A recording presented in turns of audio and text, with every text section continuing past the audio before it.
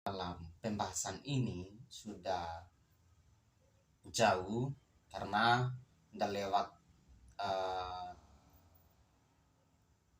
kita memperingati hari kemerdekaan yang ke-79. Berbicara mengenai kemerdekaan tentu itu menjadi hal yang masih didiskusikan, masih menjadi hal yang tabu bagi kita semua. Karena apa? Karena banyak pertentangan, banyak pandangan terkait dengan kemerdekaan ini. Dari awal memang kita yang hidup di negara Indonesia ini sudah dijajah oleh negara-negara kolonial. Entah berapa tahun jajahnya itu masih diperdebatkan juga, karena memang berbicara mengenai sejarah itu banyak kepentingan. Kalau kata-kata orang sejarah itu, siapa yang menulis sejarah adalah orang-orang yang menang. Maka masih banyak yang dipertanyakan di balik itu. Makanya saya tidak bicara dengan jelas terkait dengan berapa tahun Indonesia dijajah dan negara mana saja yang menjajah Indonesia. Karena seperti yang saya katakan tadi, itu masih belum valid. Ya memang belajar sejarah ya banyak versinya.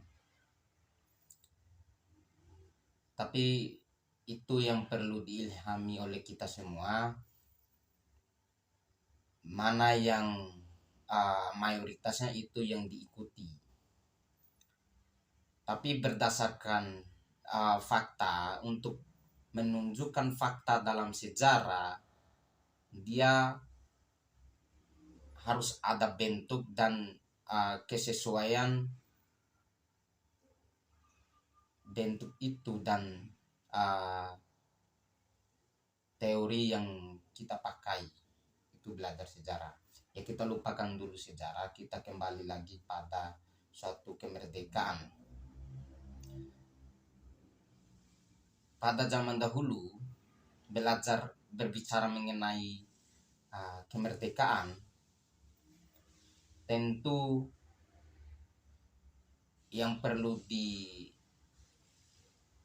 dipelajari oleh kita semua, kenapa sih dulu adanya suatu penjajahan, adanya kolonial atau imperialis itu sendiri. Pada zaman dahulu memang eranya penjajahan negara ke negara lain. Yang didominasi ataupun yang mendominasi penjajahan itu negara-negara di Eropa Barat seperti Inggris, Portugal, Spanyol, Prancis, Belanda. Dan jangan heran kalau kita lihat di berbagai negara itu banyak yang pakai bahasa dari Inggris, Prancis ataupun Portugis, karena itu hasil daripada jajahan negaranya. Contoh seperti di Indonesia ataupun hukum di Indonesia, meskipun di Indonesia tidak memakai bahasa yang diadopsi oleh negara jajahannya, tapi ada beberapa bidang ataupun faktor yang diikuti oleh negara Indonesia. Salah satunya yaitu bicara mengenai hukum. mungkin orang-orang hukum tidak lagi ambigu, tidak lagi penasaran dengan sebab akibat daripada hukum itu dari mana sih, ataupun latar belakang dari hukum itu dari mana sih. Tentu kebanyakan hukum di Indonesia itu diadopsi oleh di negara Belanda. Belum lagi kita lihat pada versinya pendidikan ataupun kebudayaan masih banyak diwarisi oleh negara-negara jajahan. Dan juga kalau kita lihat negara-negara yang dijajah, katakanlah Malaysia, itu dijajah oleh Inggris. Di sana gaya bahasanya meskipun banyak versi dan mayoritasnya tetap mereka memakai bahasa Melayu, dan ada sebagian dari etnis minoritas memakai bahasa Inggris. Sistem negara pun mereka memakai di apa yang dilaksanakan oleh negara Inggris. Dari segi pendidikan pun mereka berkualitas, karena gaya penjajahan daripada Inggris itu mereka memberikan suatu pendidikan terhadap negara jajahan, beda dengan negara Belanda yang memboikot pendidikan, karena dalam pandangan mereka ketika diberikan akses pendidikan maka negara jajahannya akan cerdas. Ketika sudah cerdas,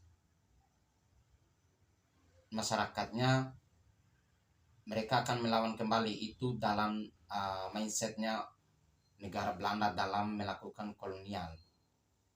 Ya, kembali lagi pada era kebebasan.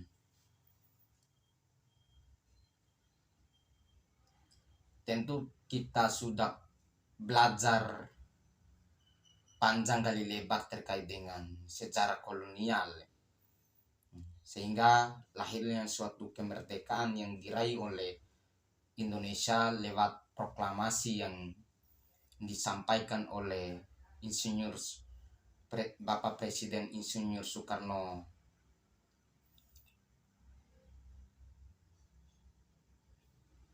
Banyak rintangan dan tantangan yang dihadapi oleh para pahlawan dan para pendahulu kita, sehingga sampai pada saat ini kita merasakan dan menikmati perjuangan-perjuangan para pahlawan.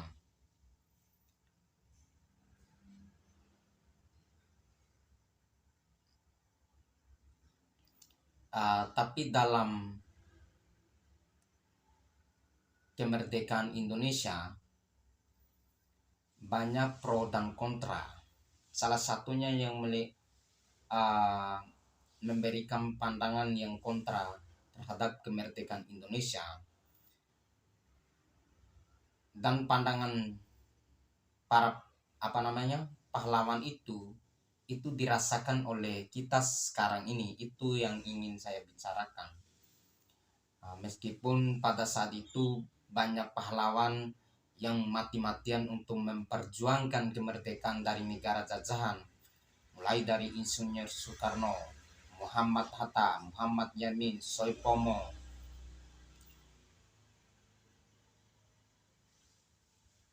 Rajiman Widioningrat, banyak para pahlawan.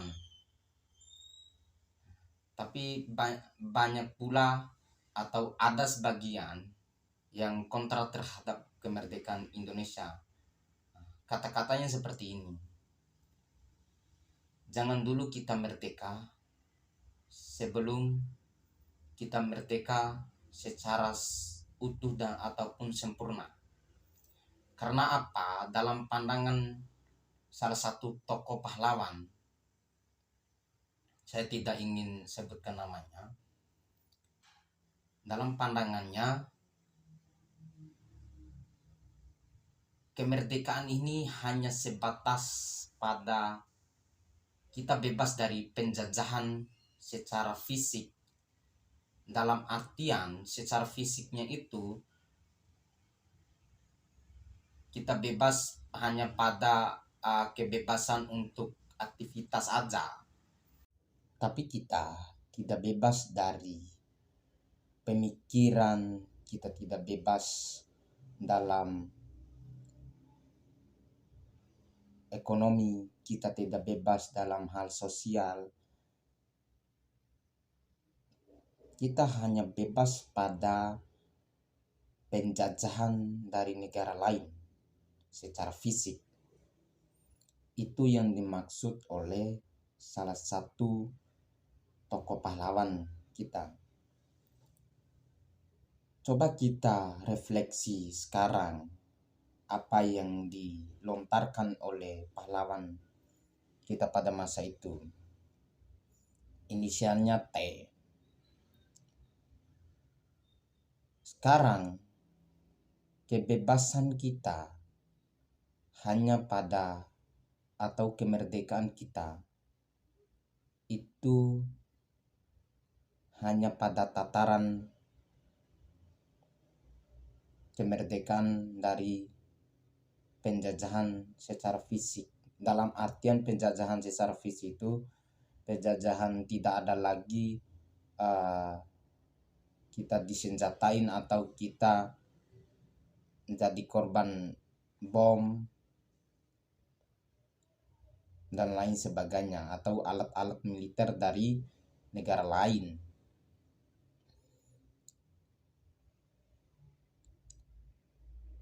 Lagi-lagi kita refleksikan sekarang dari segi ekonomi, segi sosial, dari segi politik, dari segi wilayah pun ataupun geografis, itu kita masih di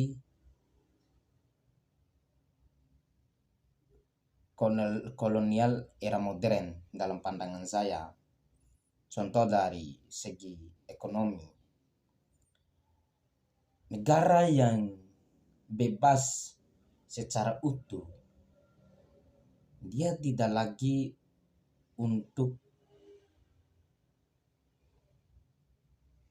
memenuhi kebutuhan masyarakatnya, tidak lagi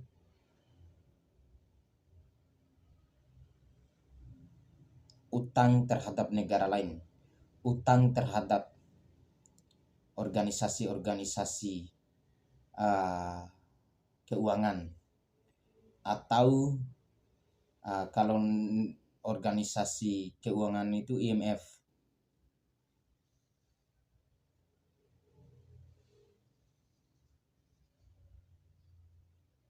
International Fund Moneter, itu organisasi keuangan yang memberikan bantuan terhadap negara-negara yang sedang kemiskinan. Setelah kita merdeka, kita masih miskin dalam segi finansial. Kita tidak mampu untuk membuat keuangan secara mandiri.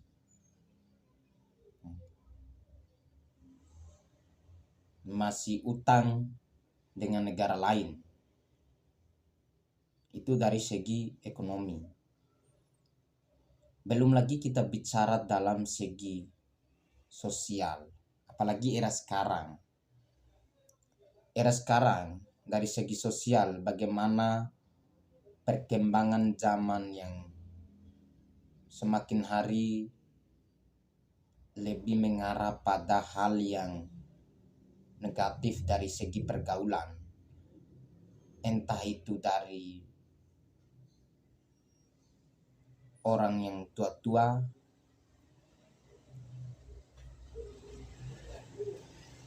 atau dari kalangan remaja, bahkan di kalangan anak-anak pun sekarang kita sudah diperbudak dengan media yang negatif atau karakter perilaku kita masih didominasi di luar daripada karakter aslinya orang Indonesia. Contoh, dari segi gotong royong, sekarang apa-apa itu dikerjakan dengan sendiri. Kalau tidak dikerjakan dengan sendiri, tidak ada uang, tidak ada yang membantu.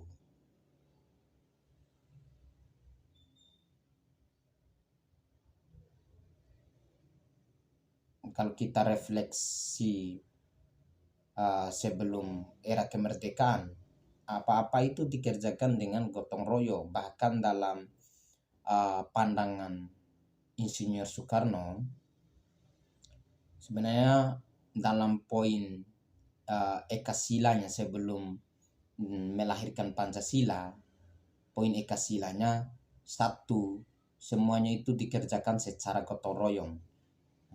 Nanti kalau ada pembahasan lagi, saya akan membahas terkait dengan proses perumusan Pancasila. Itu dari segi sosial secara gotong royong. Belum lagi kita melihat pada pergaulan remaja semisal. Sepakat tidak sepakat, kiblatnya era digital sekarang ataupun era westernisasi sekarang itu di barat. Saya sedikit membedakan globalisasi, westernisasi, dan modernisasi. Westernisasi itu, bahkan kalau kita membedah bahasanya, western yang artinya barat, isasi itu proses. Kalau kita satukan itu adalah proses membaratkan orang di luar daripada peradaban barat. Artinya orang di luar daripada peradaban barat itu, mereka menginginkan orang barat menginginkan semuanya itu mengikuti karakter orang barat, perilaku orang barat, sifatnya orang barat itu di berbagai segi, sosial, ekonomi, politiknya harus mengikuti orang barat. Itu adalah proses westernisasi. Lalu dilanjutkan dengan era globalisasi ini. Di era globalisasi ini seperti beda lagi bahasanya, global yang artinya dalam mendunia, globalisasi itu adalah proses. Artinya induk daripada negara ataupun peradaban sekarang itu didominasi oleh barat. Makanya mereka menginginkan apa yang menjadi karakter mereka, budaya mereka, sifat mereka itu harus diadopsi oleh negara-negara lain ataupun budaya lain. Itu yang terjadi sekarang di Indonesia. Kita masih di bawah awang-awang negara-negara Eropa dari segi sifat, perilaku, budaya. Mau kita contoh dari segi digital, perkembangan digital, entah perkembangan digital dari hal yang positif ataupun negatif. Tapi kalau kita tarik, itu lebih banyak pada ranah negatifnya. Kita refleksikan lagi ya.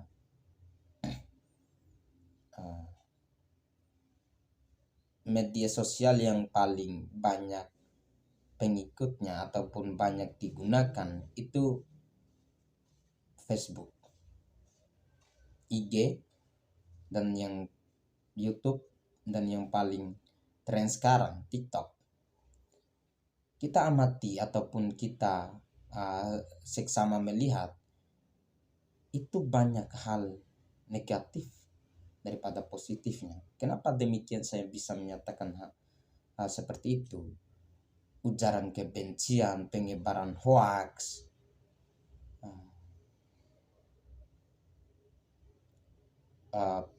video-video yang tidak berfaedah, bahkan hilang moralnya dengan fungsi daripada media sosial seperti itu. Sebenarnya tujuan dasar mereka itu memang untuk menghilangkan kebiasaan domestik ataupun lokal dengan mengikuti budaya-budaya mereka. Belum lagi kita bicara pada pakaian. Saya pun tidak munafik memakai produk daripada barat, tapi cuman kita bicara estetik ataupun nilai keindahannya, elok nggak dilihat begitu. Itu dari segi sosial. Belum lagi kita lihat dalam kalangan anak-anak. Di eranya saya tahun 2000-an awal itu masih dalam pergaulan anak-anaknya tradisional, kayak main kelereng, main bola bersamaan, ambil kayu di gunung. Itu masih dilakukan di eranya saya awal tahun 2000-an. Sekarang tidak ada lagi. Sekarang didominasi oleh HP. Kalaupun iya, HP itu dimanfaatkan dengan hal-hal yang positif, kayak mengerjakan tugas di sekolah, bermain yang bermain yang berfaedah kayak teka-teki dan lain sebagainya. Tapi sekarang bermainnya yang tidak berfaedah, yang negatif, kayak slot, bermain Mobile Legend. Apalagi berbicara mengenai slot itu sensitif sekali. Kenapa demikian saya menyatakan sensitif? Karena memang itu bagaimana orang yang main memberikan ataupun mendepot uang dengan iming-iming mendapatkan bonus yang begitu luar biasa. Memang awalnya mereka memberikan bonus, tapi poinnya adalah kecanduan. Ketika kita sudah kecanduan, kita tidak menghiraukan lagi seberapa banyak depot yang kita berikan, begitu. Harapan daripada saya sendiri, jangan sampai hal-hal yang seperti itu merajalela di kalangan masyarakat di seluruh Indonesia.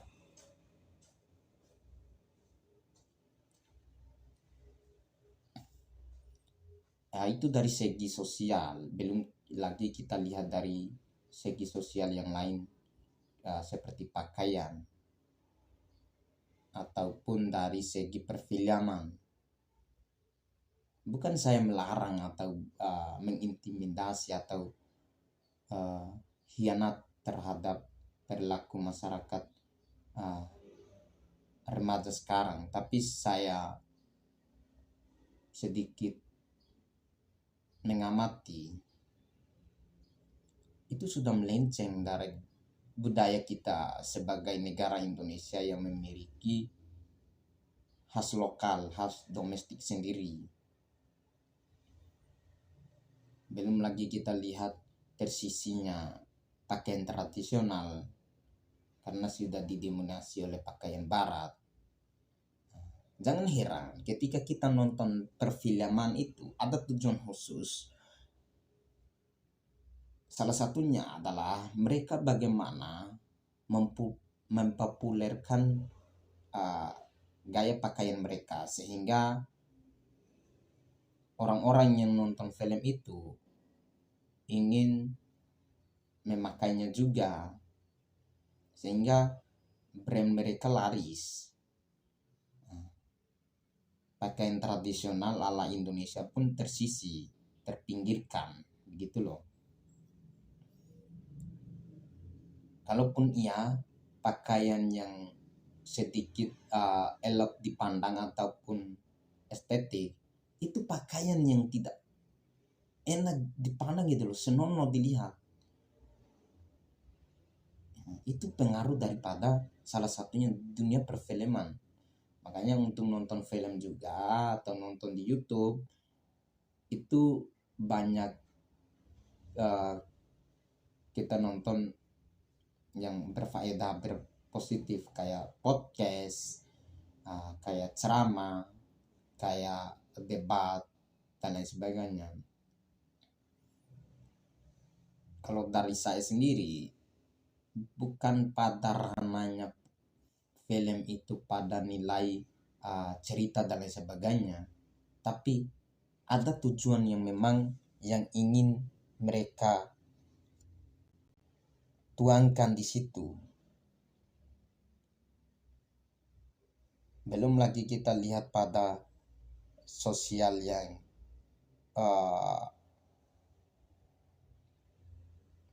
dari segi konsumsi ataupun makanan, konsumsi barang haram itu produk dari barat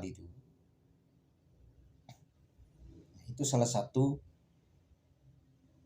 belum merdeka seutuhnya kita. Masih transaksi produk haram itu masih melalang buana itu.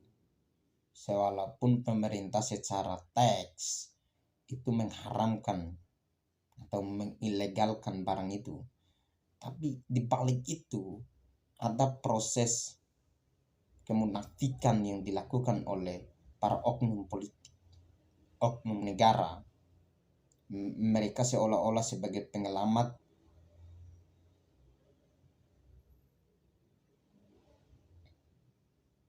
tahu-tahunya mereka adalah pelaku dan yang menjadi korbannya adalah masyarakat itu sendiri. Sebenarnya makna demokrasi yang dilontarkan dari rakyat, oleh rakyat dan untuk rakyat memang iya, tapi kebanyakan itu dari hal yang negatif. Salah satunya tadi, bagaimana penyebaran narkoba yang semakin hari semakin merajalela.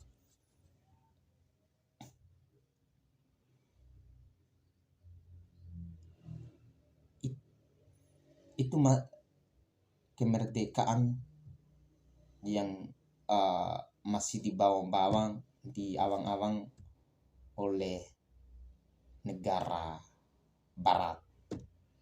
Itu proses penjajahan itu, proses kolonial era modern kalau dalam pandangan saya, post kolonial kalau bahasanya orang-orang hubungan internasional ataupun orang-orang sosiologi. Mereka tidak melakukan penjajahan secara fisik lagi, tetapi secara kalau bahasanya itu mindset berpikir kita itu yang ingin dirubah dalam artian mereka menginginkan pola pikir kita itu ke barat. Berbicara mengenai barat, sedikit saya sampaikan dalam bukunya Samuel Peng Huntington itu yang judulnya Benturan Peradaban dan Masa Depan Politik Dunia. Barat itu bukan hanya saja negara-negara Eropa dalam lingkup geografisnya, itu ada keseluruhan Eropa, Amerika Latin, sebagian Asia yang termasuk barat itu Jepang dan Tiongkok. Saya tidak menyebut Cina karena sensitif kalau bicarakan Cina, Tiongkok. Saya juga anak hubungan internasional, sedikit paham terkait dengan bagaimana penamaan terhadap negara ya. Ya, kita kembali lagi pada kemerdekaan. Belum lagi kita lihat pada ekonomi. Seperti yang saya katakan tadi, dari segi ekonomi pun itu masih di bawah awang-awang negara-negara barat. Kita melihat lagi dari segi budaya. Dari segi budaya, bicara mengenai budaya tentu hal yang menjadi kebiasaan dalam masyarakat setempat ataupun masyarakat domestik secara tradisional. Tapi sekarang budaya sudah terkikis. Makanya poin daripada kemerdekaan itu bukan berbicara hanya pada pembebasan terhadap kolonial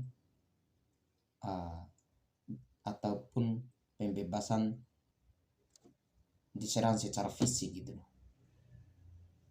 Tapi melahirkan suatu kemandirian berpikir ala negara sendiri. Tapi tidak di awang-awang oleh negara lain. Begitu maksud daripada kemerdekaan oleh tokoh pahlawan yang diinginkan.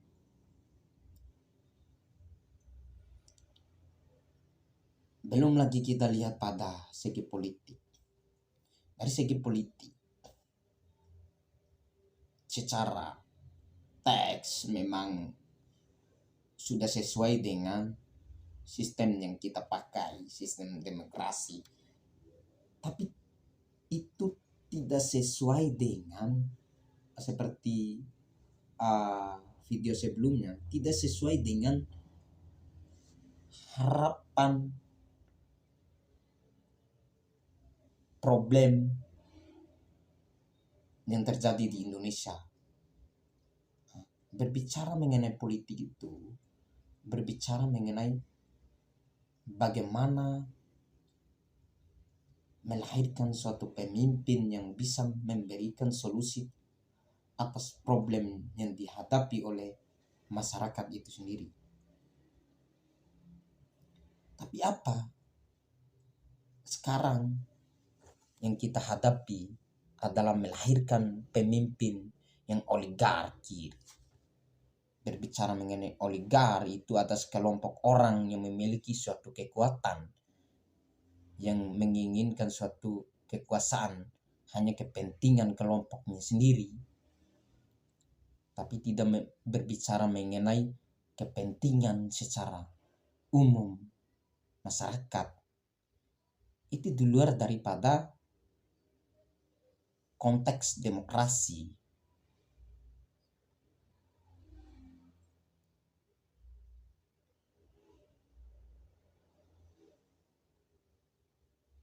Debat yang dilakukan setiap hari di televisi itu ya akal-akalan.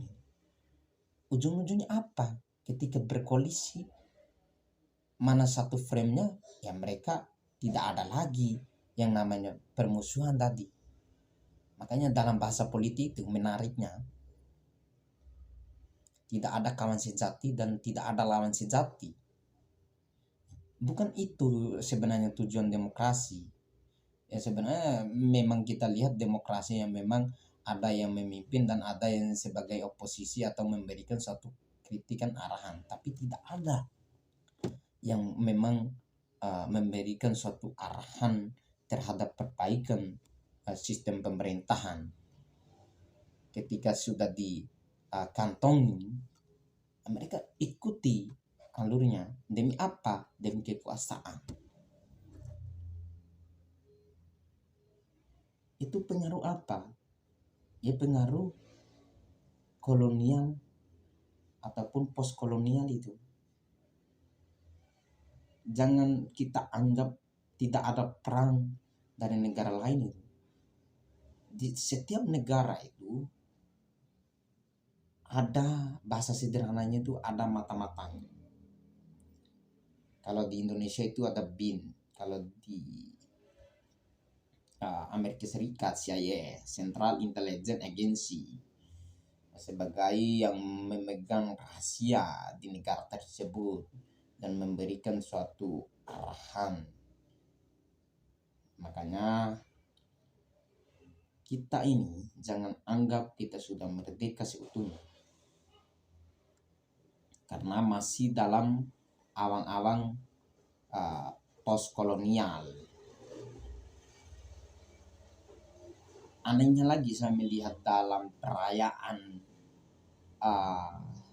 hari kemerdekaan Indonesia tidak ada nilai yang bisa kita petik dalam salah satunya lomba. Lomba ini tuh ya hanya pada poros suatu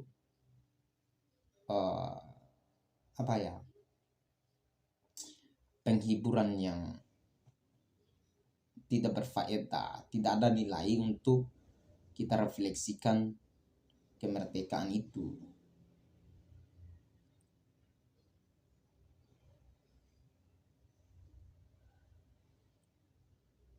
Itu para pendengar setia, kalau bicara mengenai kemerdekaan, seharusnya kita tidak hanya terisolasi dengan negara lain. Ketika kita masih terisolasi secara visi, secara mindset berpikir, secara budaya, secara sosial, itu kita masih tidak merdeka. Seperti itu kawan-kawan semua.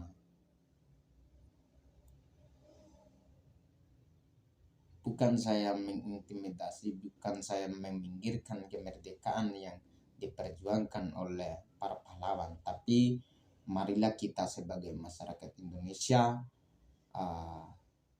tidak semerta-merta mengambil ataupun memainkan peran yang dilakukan oleh peradaban lain. Sebenarnya ketika peradaban lain itu memberikan contoh yang baik, kita tidak boleh memusuhinya, tapi kita harus sadar ada tujuan yang ingin dilakukan oleh mereka. Seperti yang saya katakan tadi, proses westernisasi, globalisasi itu masih menjadi tujuan postkolonial sekarang.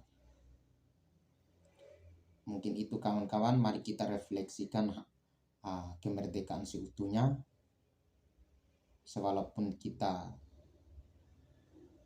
masih dibawa bayang-bayang oleh postkolonial.